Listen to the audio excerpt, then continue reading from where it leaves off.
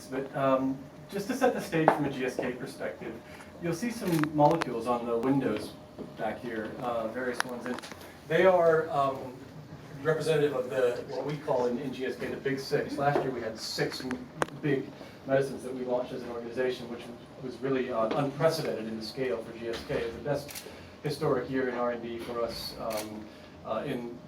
historic ever. And yet, while we had other problems, we really need to find a way to continue that tradition and continue to build on that success. One of the ways we build on that is to continue in the areas where GSK has a very strong presence. GSK is a big respiratory company. We're building up on our immunoinflammation organization. We have big metabolic pathways. We still have a strong oncology discovery organization, although the molecules over there are no longer ours. Damien, you're going to have to do something about that.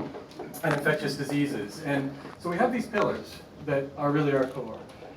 But we also need to be nimble, and we need to decide and see what's coming around the bend, what's next beyond respiratory and immunoinflammation for us, and so on. And so I lead an organization that has the best job in the world, is scouting new areas for GSK, new modalities, new disease areas, maybe some really high-risk projects in the areas that we've got, any place that we go. And the philosophy that we've taken on that is to do it very different from the way pharma has in the past.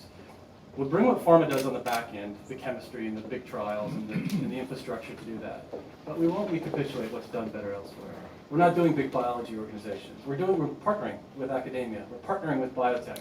We'll bring together what they do better with what we have on the back end in ways that aren't just throwing money over the wall, like pharma has historically done, or build massive glass and marble edifices and then only look inward, when in fact you've got all this incredible talent outside your doors. And so as part of that model and those approaches, we've built up some partnering approaches. We call them discovery partnerships in academia, DPAC.